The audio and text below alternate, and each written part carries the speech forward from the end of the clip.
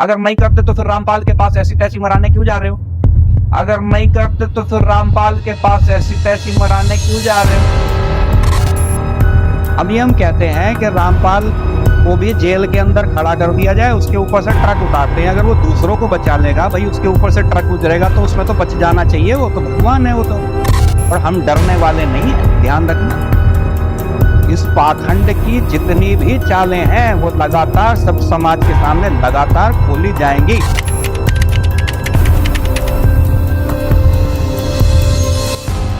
हम रामपाल के आश्रम में गए तो उन्होंने तो हमें उनका वहाँ जगाई तो चीजें का अच्छा ज्ञान मिलेगा, अच्छी बातें समझाएंगे वो। लेकिन उन्होंने तो करवा चौथ कुछ नहीं होता, करवा चौथ का व्रत करने से विधवा हो जाती हैं औरतें, विधवा हो जाएंगी, और कोई भगवान नहीं है, कोई राम नहीं है, कोई कृष्ण नहीं है, किसी को नहीं पूजना चाहिए।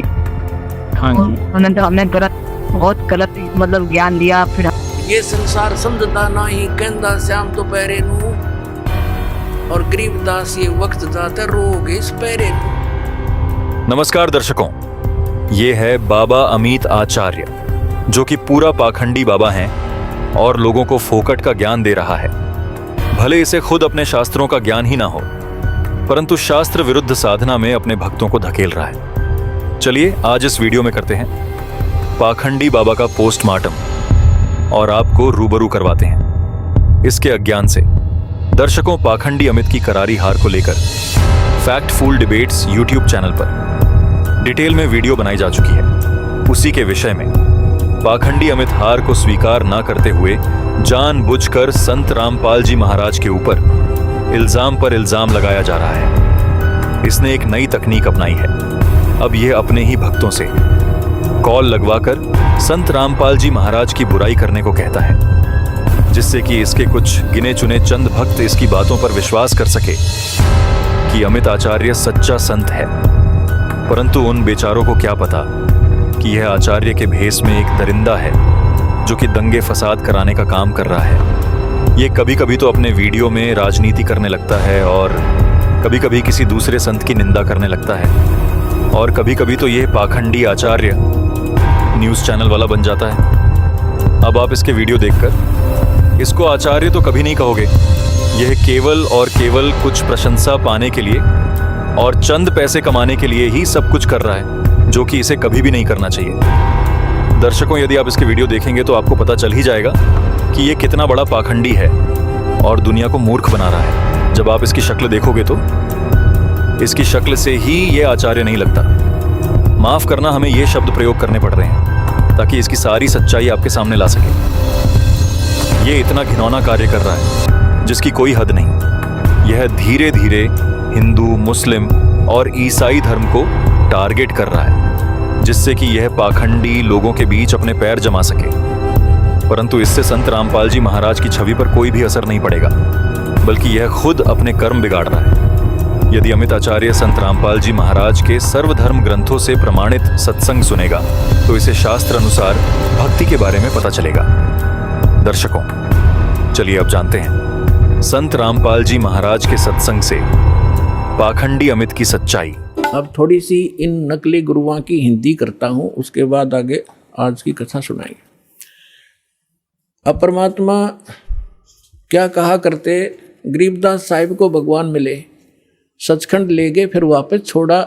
और परमात्मा ने पहले कहा था कि 12वां पंथ, जब गरीबदास 12वें पंथ का जो संचालक होगा, प्रवर्तक, उसके माध्यम से मेरी वाणी पुनः प्रकट होगी, मेरा ज्ञान दूंगा। और बीच में जैसे 600 वर्ष पहले कबीर साहब जी ने धर्मदास जी को जो ज्ञान दिया था वो कबीर सागर में लिपिबद्ध हुआ। तो परमात्मा ने पता था कि बीच में काल के दूत इसमें कोई ना कोई गड़बड़ करेंगे। आप एक अनुराग सागर है, कबीर सागर का एक चैप्टर है। तो ये कबीरपंथी विशेषकर उस अनुराग सागर को ही घसीट रहे थे। और इस कबीर सागर के संशोधनकर्ता ने, यो युगलानंद बिहारी जी ने एक टिप्पणी कर रखी है इसमें, कबीर सागर में उसको संशोधित करते हुए, कि मेरे पास अनुराग सागर की 45 कापियाँ हैं, कुछ हस्तलिखित, कुछ प्रिंटेड। इनमें बहुत सी ऐसी हैं जो एक दूसरे से मेल नहीं कर रही। तो इसका क्या मतलब है कि जिसने जैसी भी उचित समझा, अब जिस भी संत ने, जो नकली संत थे काल के दूत, जिन्होंने वो समझ में वाणी नहीं आई वो काट दी, अपने अनुकूल जो वो बकवाद करा करता हुआ लिख दी और उसको आगे प्रिंट हो गया। तो उसको कंप्लीट करने के लिए, सुचारू करने के लिए परमात्मा ने कहा था कि संवत 1774 होई ता दिन प्रेम प्रगट जगलोई, और उसके माध्यम से मेरी पुनः वाणी प्रगट होगी। तो वो गरीबदास जी ने वह कसर, परमात्मा ने गरीबदास जी को सच ऊपर ले गए, फिर वापस छोड़ा, उसमें वो फीड कर दिया। जैसे एक मोबाइल से दूसरे मोबाइल में पूरी की पूरी फिल्म फीड फैक्स हो जाती है और उसमें भी रह जाती है। तो परमात्मा ने ऐसे वो ज्ञान गरीबदास जी में दिया। तो गरीबदास जी ने फिर इन नकली संतों के बारे में क्या बताया है? कंठी माला सुमरनी ये सभी सिलसिला मेटे, कन फूका गुरुआ मिले है जो जम मारी फेटे। कंठी माला सुमरनी भाई पैरे से क्या हो, ऊपर ढूंढा साध का और अंदर रखा खो। कहते हैं ये ऊपर कंठी पैर ली, माला बना ली, एक मणिये की माला कंठी पहनते हैं कबीरपंथी नकली। एक तुलसी की लकड़ी का एक मनिया बना के एक जनेऊ से बांध देते हैं, और यहाँ भी वो भगत आते हैं, उनको हम कहते हैं कि ये कंठी माला नहीं चलेगी, इसने उतार दो। तो वो दृढ़ हो जाते हैं, इसने नहीं उतारे, ये तो हमारा जन्म सिद्ध अधिकार है। अब परमात्मा क्या कह रहे हैं? कंठी माला सुमरणी ये सभी सिलसिला मेटे, इसने जब छोड़ छाड़ दो, इन तो पार हो गए। अंदर भक्ति सही करो, सत भक्ति करो, सत साधना से मोक्ष होगा। इन कंठी और माला ऊपर के दिखावे से, चाहे कपड़े लाल पहन लो और चाहे पैंट कमीज पहन लो, भगत वाले लक्षण और भक्ति सही होगी तो आपका मोक्ष होगा। एक विशेष आडंबर से भगवान नहीं मिलेगा। तो यहाँ कह रहे हैं कि कंठी माला सुमरणी ये पहरे तय क्या हो, ऊपर तय दिखा भगत और अंदर रख्या खो। न साधना ठीक न ज्ञान सही। कंठी माला सुमरणी भाई पैरे से क्या हो, ऊपर ढूंढा साध का अंतर रख्या खो। कन फूका गुरुआ में लह जाने भाव न भेद, जम के हलकारे फिर ये हाथों में लिए बेद। ओए होए होए, अपनात्माओं एक एक वाणी ऐसी अनमोल है महापुरुषों की। कहते हैं कि ये कन फूका गुरुआ मिले, कान में फूक मारनिया, और जाने भाव न भेद। और कहते हैं ये काल के हलकारे घूम रहे नकली संत, जो वेदों के ज्ञाता माने जाते थे, न कख भी नहीं पता वेदों का। वेद पढ़ने पर भेद न जाने ये बातें पुराण 18, और जड़ को अंधा पत्ते खुआवे भूल गया सृजनहारा। अगर इन्होंने वेद पढ़ा होता ये पत्थर पूछते, वेद का ज्ञान होता। तो कहते हैं ये वेदों, ये काल के दूत फिर रहे हैं, वेद को हाथ में लिए। आपने एक नकली महर्षि दयानंद की सारा इतिहास आपके रूबरू कर दिया दास ने, और यो कितना शिखर में चढ़ा रखा था, सिरपद रखा था एक आदमी ने। ऐसा महर्षि नहीं, इस जैसा वेदों का ज्ञाता नहीं। तो ऐसे कहते हैं ये काल के दूत थे, वेदों का नाम ले ज्ञान सारा उल्टा ठोक रखा। तो यहाँ उसी को प्रमाणित कर रहे हैं कि जम के हिलकारे फिरे ये हाथों में लिए वेद। जहाँ भी आप महर्षि दयानंद की फोटो देखोगे, वेद पहले दर रखे, उसमें चारों जड़ी संठे काले रखा था, लिखे लिखाए भी इसने हो जैसे, और कक का पता नहीं उस आदमी ने। तो पुण्यात्माओं आज तक ये न्यू बिजली गिर रही थी। हम इनको महर्षि माने थे, ये थे कौन बालका जैसे ज्ञान के भी। इनका सत्यार प्रकाश आपके दास ने आपके रूबरू किया, जिसको हम सर्वधारीय मान्या करते, और उसमें इतना डंगा बकवाद भर रखी जो एक आम आदमी भी ना लिखे ऐसी बात, तो मूर्ख भी जो उसने लिख रखी। कहते सूर्य पे ऐसे व्यक्ति रहते हैं जैसे यहाँ पर हैं, सारे बाग बगीचे हैं, सारे पदार्थ हैं। बता, वो एक इंसान भी था और महर्षि की पदवी पाएगी। कहते हैं झूठे गुरु बहुत हैं ये अनगन कोट अनंत, सार नाम का भेद बतावे सो सतवादी संत। झूठा गुरु काल है ये फांसी दे अड़ाए, मारत है मैदान में वो छलबल बहुत बनाए। झूठा गुरु काल है ये गुरु का दरिया स्वरूप है, या मैं मीन न मेख है जैसा संबल रूख है। एक एक वाणी का निष्कर्ष देखो पुण्यात्मा। महापुरुष ये थे, वो महापुरुष भगवान से प्राप्त ज्ञान, यानी ये तत्व ज्ञान है। कहते हैं झूठा गुरु काल है और गुरु का दरिया स्वरूप, और या मैं मीन न मेख है जैसे संभल रूख। अब जैसे एक संभल का पेड़ होता है, संभल, और संभल के पेड़ पे ये तोता जो होता है, तोता ये वृक्षों को सिलेक्ट कर लेते हैं कि ये वृक्ष, देखते रहते हैं, ताक में रहते हैं कि ये पौधा उगा है, ये पेड़ बनेगा और फिर इसके फल खाऊंगा। तो उस जो ये संभल का पेड़ जब उगता है, बहुत सुंदर पत्ते होते हैं, बड़ा हरा भरा होता है, और बड़ा हो जाता तो इतने बढ़िया फल लगते हैं इसके डोडे, और ऐसा लगता है जैसे बहुत ही स्वादिष्ट पदार्थ होगा, लेकिन उसमें होती है रुई। अब वो तोता ये देखता है कि ये फल पक गया, 12 वर्ष इंतजार किया कि फल खाऊंगा, इस फल यहाँ ये पेड़ घने हो गए वृक्ष इसके संभल के, और जब वो परिपक्व होते हैं, जिस उद्देश्य से वो चोंच मारता है, उसमें वो पदार्थ ना हो करके रुई उसके मुंह में फंस जाती है, उसने जान बचानी मुश्किल हो जाती है तोते।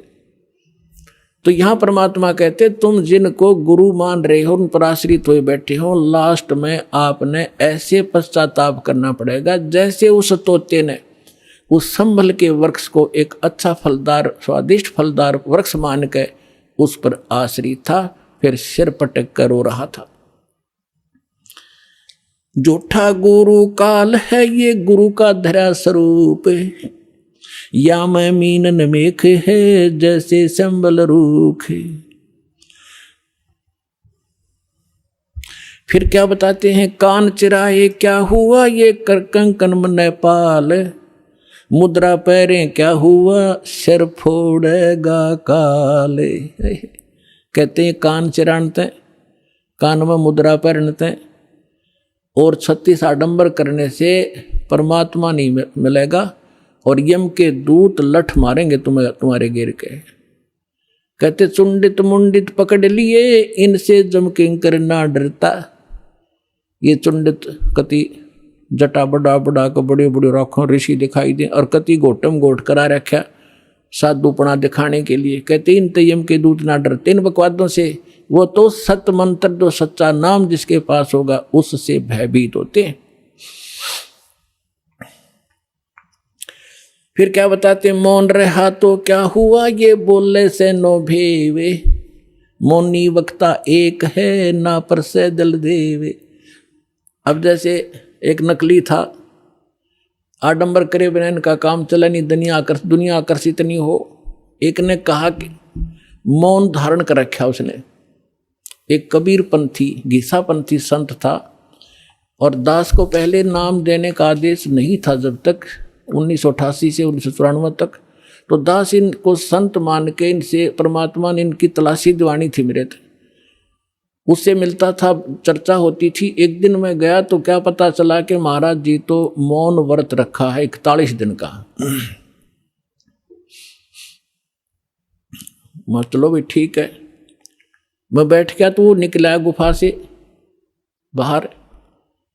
तो उसने क्या किया, एक स्लेट ले रखी जो बच्चों की होती थी पहले, स्लेट पत्थर की, और एक चौक ले रखा, उस पर लिखा कि भगत जी को चाय पिलाओ, स्लेट पे लिख दिया। तो वो चाय ले आए, फिर लिखा कब आए, वो बोला जी अभी आया हूँ।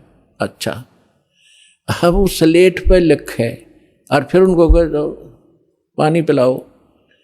अब यहाँ वो परमात्मा कहते हैं कि मौन रहा तो क्या हुआ जो बोले से नो भेव, इशारों से बात कर रहा, मन तो डिस्टर्ब हो लिया। बताओ उस मौन रहने से क्या लाभ हुआ तुझे।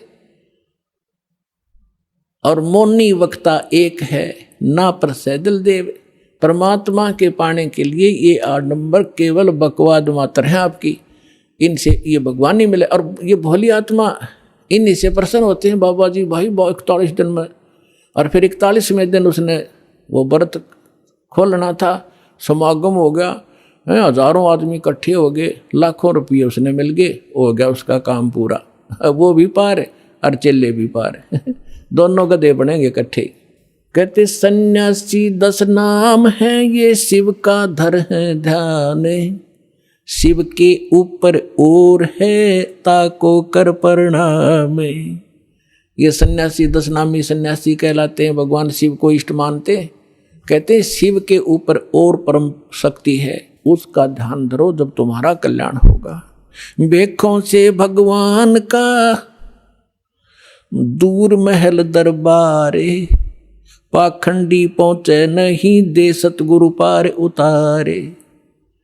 इन भेखों से, बनावटी आडंबरों से परमात्मा का घर बहुत दूर है और पाखंडी वहां ना जा सकता ना ले जा सकता। सतगुरु दे पार उतार, सतगुरु आपको पार उतारेगा।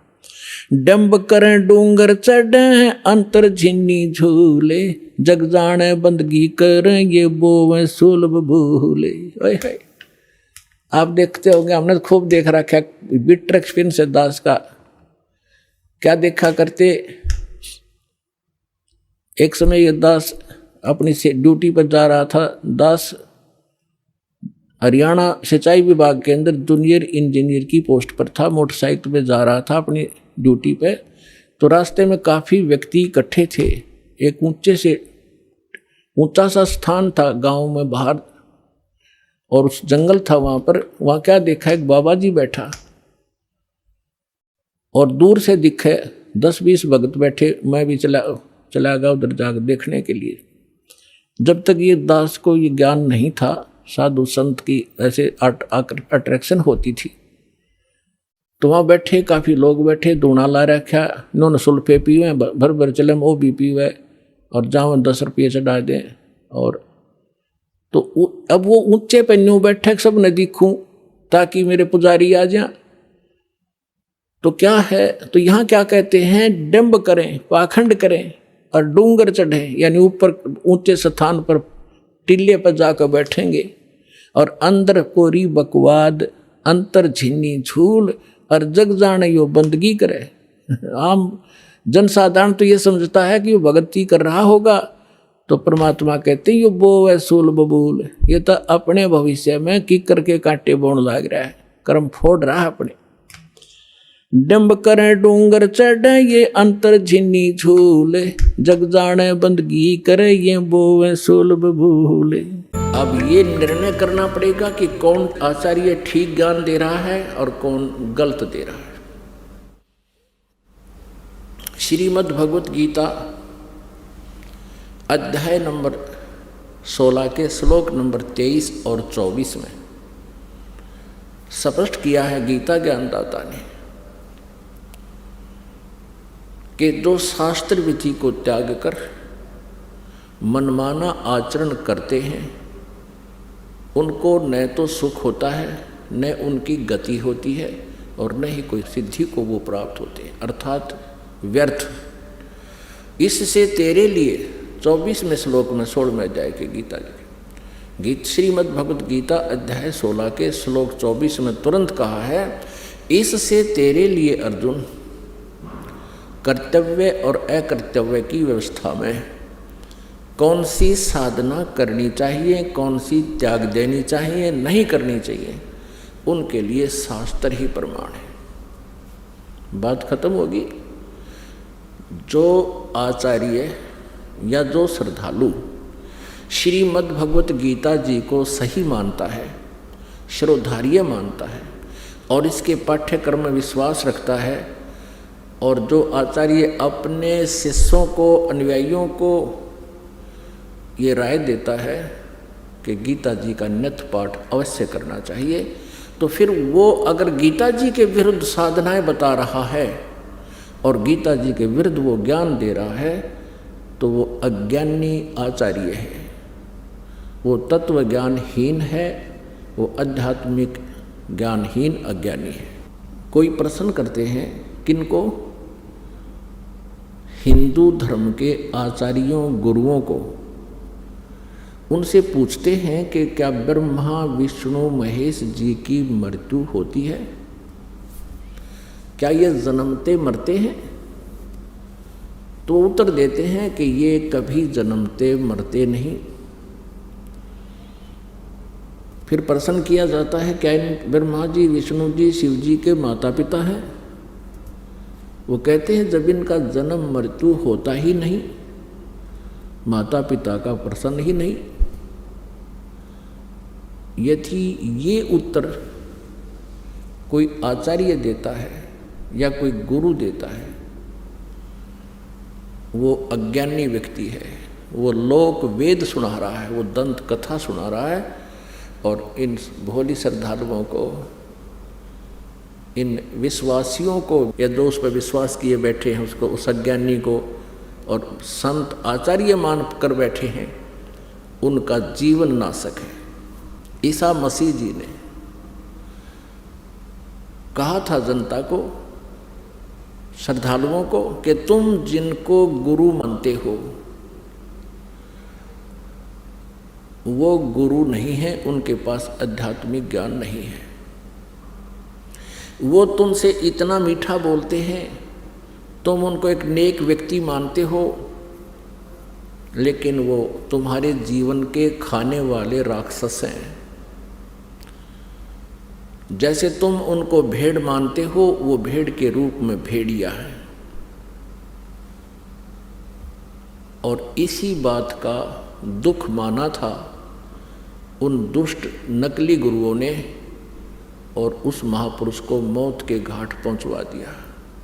जनता को सत्य से परिचित नहीं होने दिया। अब वो तो 2000 वर्ष पहले की बातें हैं। अब समाज शिक्षित है। इन नकलियों की दाल अब गलेगी नहीं।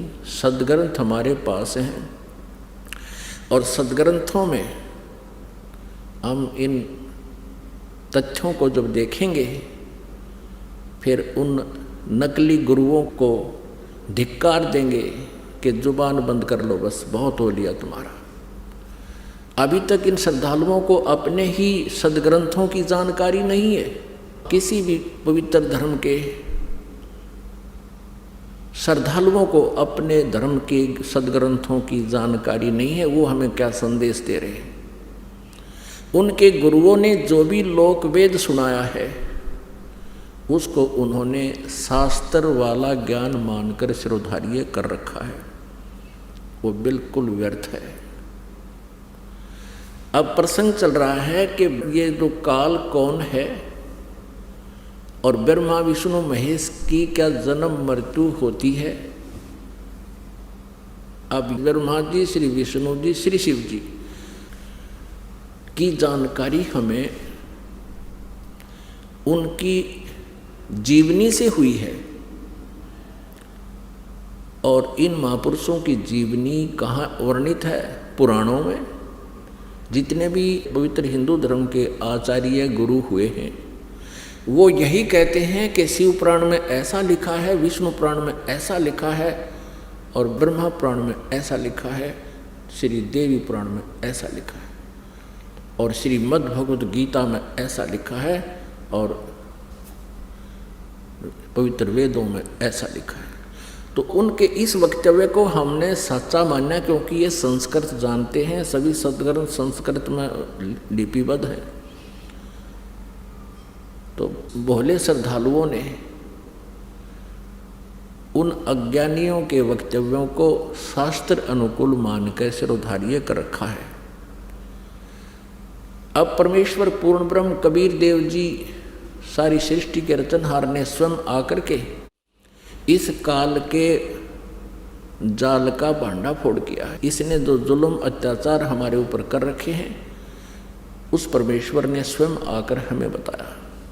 600 वर्ष पहले परमेश्वर कबीर देव जी ने यही ज्ञान दिया था जो आज पवित्र पुराणों में, पवित्र वेदों में, पवित्र श्रीमद् भगवद गीता जी में आज वर्णित पाया, उनके अंदर लिखा पाया। और उस समय के ये नकली गुरु आचार्य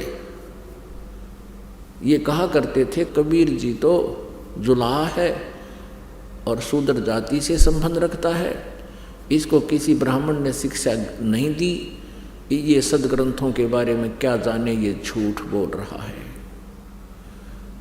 परमेश्वर 600 वर्ष पहले कहा करते थे कि ब्रह्मा विष्णु महेश जी ये नासवान हैं, इनकी जन्म मृत्यु होती है, ये अविनाशी नहीं है, ये कंप्लीट गॉड नहीं है, ये अखिल ब्रह्मांड के नायक नहीं है, ये पूर्ण परमात्मा नहीं है। और इनकी साधना करने वाले संकटों से मुक्त नहीं हो सकते। तो उस समय इन परमात्मा के सतवचनों का इतना जोर शोर से विरोध किया, उन नकली गुरुओं ने जनता को भ्रमित कर दिया कि वह कबीर जुलाहा झूठा है, हमारे देवी देवताओं के बारे में ऊट पटांग बोलता है, उनका अपमान करता है, और परमेश्वर के पीछे हमें लगा दिया उन दुष्टों ने। हमें भी पाप का भागी बनाया और आप भी घोर पाप के भागी बने। वही ज्ञान जो 600 वर्ष पहले परमेश्वर कबीर देव जी ने बताया था, आज ये दास आपको परमेश्वर के ज्ञान को अपने सदग्रंथों से मेल करके रूबरू करा रहा है।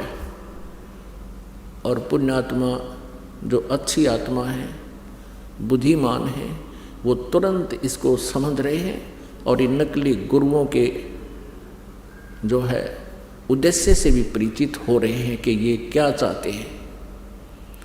इनका उद्देश्य सदा ये रहा है कि हम जनता को सच्चाई से दूर रखें ताकि इनके ये रोजी रोटी बनी रहे, इनका आचार्य पद सुरक्षित रहे, इनका गुरु पद सुरक्षित रहे, और इनको जनता के कल्याण से कोई लेन देन नहीं। यदि ये सत्य में वास्तव में जनता के हितैषी हैं, ये गुरु नकली और ये महंत अपना जीवन नष्ट कर रहे हैं, अगर ये हितैषी हैं तो इस ज्ञान को समझे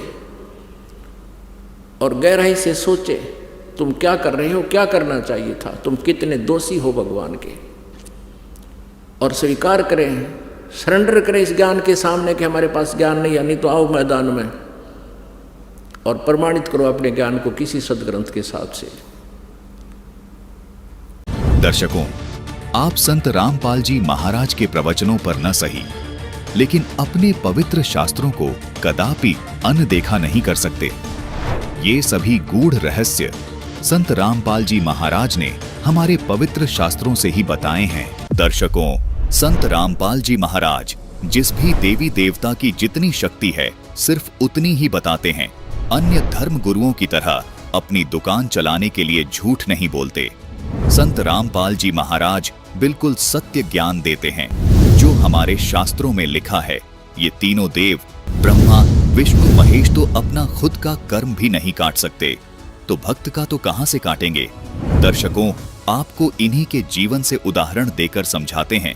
जैसे श्री विष्णु जी को नारद जी ने श्राप दे दिया था कि जिस तरह मैं स्त्री के वियोग में रो रहा हूं, तू भी इसी प्रकार स्त्री के वियोग में एक पूरा जीवन रोएगा। इसी कारण श्री विष्णु जी को श्री रामचंद्र रूप में जन्म लेना पड़ा और पूरा जीवन पत्नी के वियोग में रहना पड़ा। श्री रामचंद्र जी ने बाली को पेड़ की ओट लेकर मारा था, उसका बदला भी उनको श्री कृष्ण रूप में आकर चुकाना पड़ा। यानी जिस प्रकार भगवान राम रूप में आए श्री विष्णु जी ने बाली को तीर मारकर मृत्यु के घाट उतारा था, उसी प्रकार कृष्ण रूप में आए भगवान विष्णु जी की भी मृत्यु पैर में तीर लगने से ही हुई। और श्री रामचंद्र जी ने भी अपना जीवन सरयू नदी में जल समाधि लेकर समाप्त किया। इन सब बातों से स्पष्ट हो जाता है कि ये तीनों देव यानी ब्रह्मा विष्णु महेश न तो अविनाशी हैं और न ही ये सबके धारण पोषण करने वाले हैं। ये तो जन्मते और मरते हैं। केवल एक कबीर परमात्मा ही हैं जो अजन्मे है और अविनाशी हैं।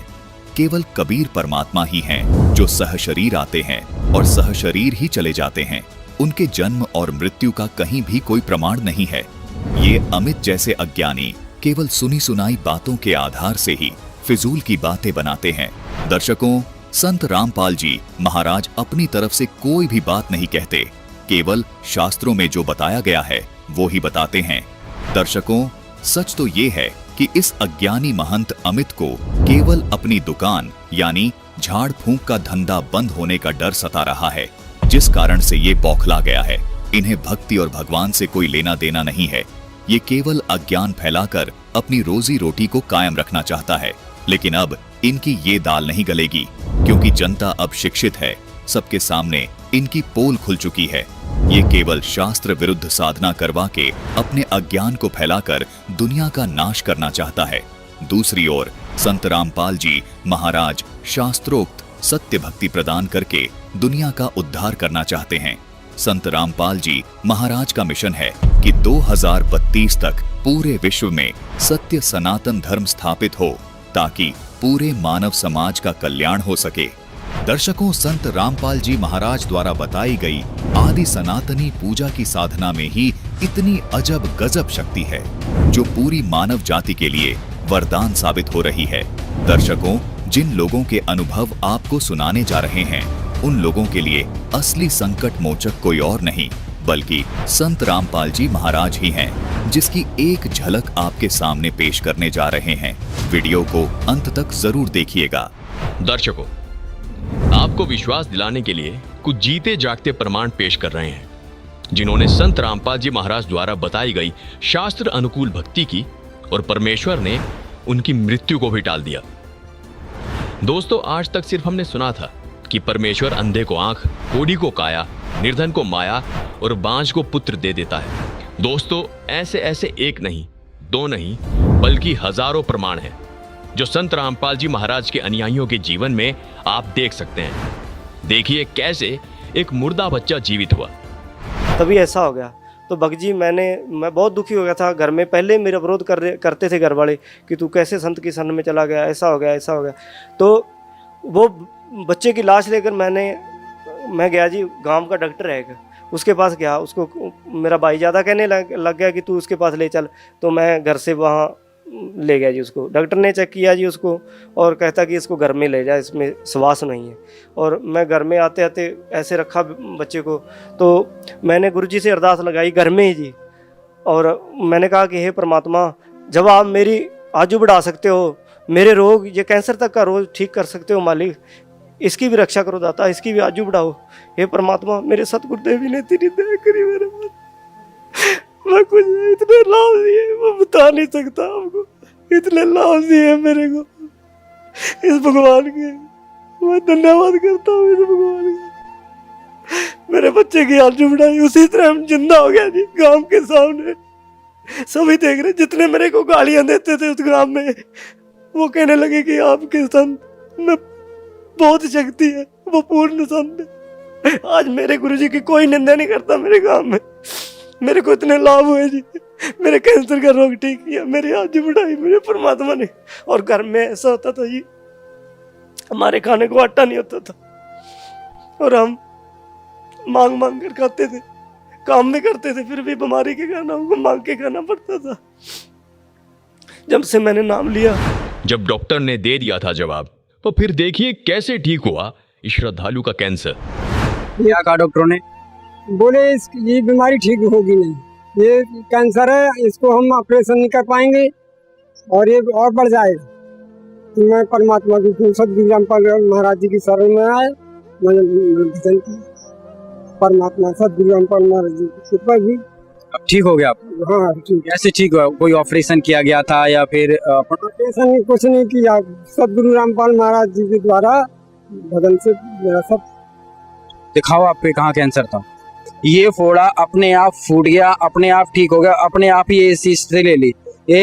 ये सब अपने आप हुआ है? कुछ ऑपरेशन वगैरह डॉक्टर ने? कोई एक पैसे की दवा नहीं करा, आप यार ठीक है। देखिए कैसे मुर्दा व्यक्ति हुआ जिंदा।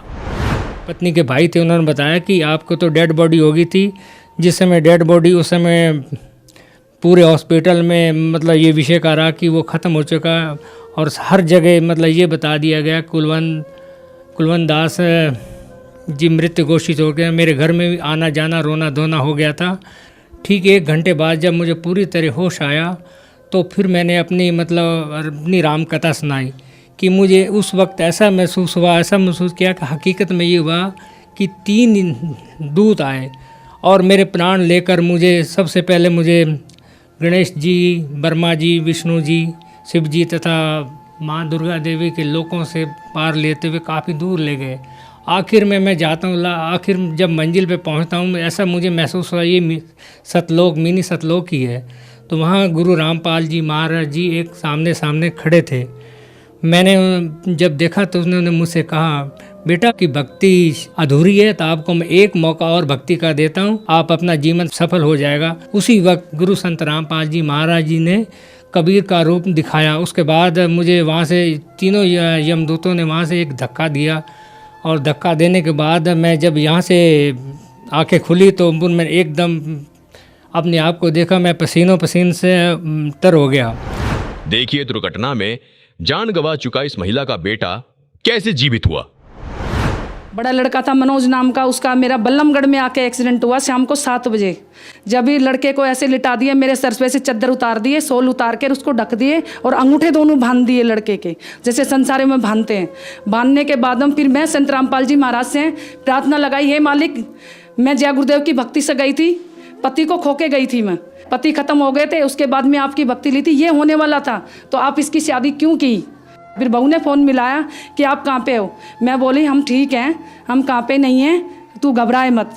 तो बहू बोली नहीं, कुछ ना कुछ बात हो गई है, मेरे को क्यों छुपा रहे हो मेरे से, मेरे वीडियो कॉलिंग पे बात करवाओ। जब मैं गुरुजी को प्रार्थना लगाई झोली पसार के कि मालिक ये क्या होने होता, गुरुजी वहीं पे प्रकट हो गए, संत रामपाल जी महाराज। संत रामपाल जी महाराज प्रकट होके और लड़के को सोते हुए को आशीर्वाद दे के उठाए। फिर उसके बाद मेरे को आशीर्वाद दिया गुरुजियों ने आया। फिर उसकी सास आई हॉस्टल के अंदर, बोली अपने गुरु को नहीं छोड़ेगी। मैं बोली मैं नहीं छोड़ूंगी गुरु को, मैं सबको छोड़ दूंगी, गुरु को नहीं छोड़ूंगी। गुरु के पीछे तो संत रामपाल जी महाराज के पीछे तो आज ये बेटा जिंदा है, नहीं तो मेरे बेटे को रात को ही मैं खो देती, आज मट्टी लग जाती। डॉक्टर ने जैसे देख लिया कि भाई बिल्कुल जीरो रिपोर्ट है, नब्ज नाड़ी कुछ भी नहीं है। तो उसके बाद में सुमरन जैसे संत रामपाल जी महाराज से अर्जी लगवाई तो इनको होश आया। तो डॉक्टर भी एकदम से अचंभित रह गए कि ये क्या चमत्कार है, एक तो रिपोर्ट 0-0 बता रही है और एक इनको आधे घंटे में ही होश आ गया, ये तो बहुत बड़ा चमत्कार है। तो चमत्कार को देख के सारे डॉक्टर सारे अचंभित रह गए कि ये तो कोई बहुत बड़ा चमत्कार है, ये संत रामपाल जी महाराज का चमत्कार है जो कि हम सतभक्ति करते हैं। और इन्होंने को जीवन दान दिया, एक मौत के मुंह में से निकाला इनको रुपेश दास जी को। क्या नाम है बहन जी आपका? कमला दासी है जी। मेरे घर वाले को 2014 में 10 अक्टूबर को पैरालाइज का अटैक पड़ गया था, बिल्कुल ख़त्म हो गए थे। काटे तो बेटे के याद आई कि सतलोक आश्रम फ़ोन मिलाऊं। जब फ़ोन मिला तो किसी भगत ने फ़ोन उठाया वहाँ से, उन्होंने कहा बेटे ने, मेरे ने रोते रोते बड़े बेटे ने, ये भगत जी बात करा दो परमात्मा से, मेरे पापा ख़त्म हो चुके हैं पैरालाइज का अटैक पड़ के। तो भगत जी परमात्मा से बात कराई, परमात्मा ने कहा बेटे बंदी छोड़, दया करेंगे, दंडवत करके अमृत जल और प्रसाद दे दे। तो भगत जी मालिक ने इतनी दया करी, संत रामपाल महाराज जी ने, इतने बेटे का फ़ोन भी नहीं कटा। इतने तो मेरे घर वाले ने यूँ कह दिया बेटे मैं बाथरूम करने जाऊँगा। बाथरूम करके भगत जी गली में टहल के आया, गली से टहल के घूम घाम के फिर घर में आया। परमात्मा ने इतनी दया करी, हमारे पूरे घर में रोआ राहट मच गया था, ख़त्म हो चुके थे, बिल्कुल एक मिट्टी पड़ी थी घर में। इतनी दया करी मालिक ने, मैं आपसे बता नहीं सकते, हमारा सारा कुनबा रोआ राहट मच गया था घर में। उसके बाद भगत जी सुबह गए सतलोक आश्रम, तो परमात्मा दर्शन देने आते हैं, सर पे हाथ रख के कहते हैं कौन मरा है, अभी नहीं मरा है, भक्ति कर बेटे दब के। उसके बाद सर जी आपको क्या बताऊं, इतनी दूर बेटा खड़ा था, उससे कहा भक्ति कर बेटे कौन मरा तेरा बाप, जो 3 हार्ट अटैक हो चुके थे। उससे पहले तो डॉक्टरों ने ये कहता था इतने जिएंगे, इतने ये दवाइयाँ खाते रहेंगे। आज 7 साल होने को है भगत जी, सारी दवाइयाँ छुट्टी हुई उनकी, 4 बार पैरालाइज हो लिया, 3 हार्ट अटैक, 7 अटैक कम नहीं होते भगत जी।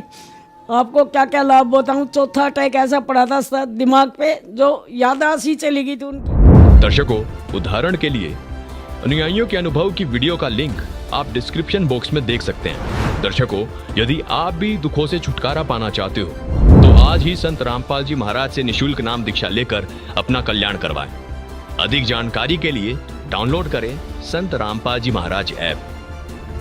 दर्शकों, ये वीडियो संत रामपाल जी महाराज के शास्त्रोक्त ज्ञान और उनके सत्संग प्रवचनों का अंश मात्र है। अधिक जानकारी के लिए संत रामपाल जी महाराज ऐप जरूर डाउनलोड करें। धन्यवाद।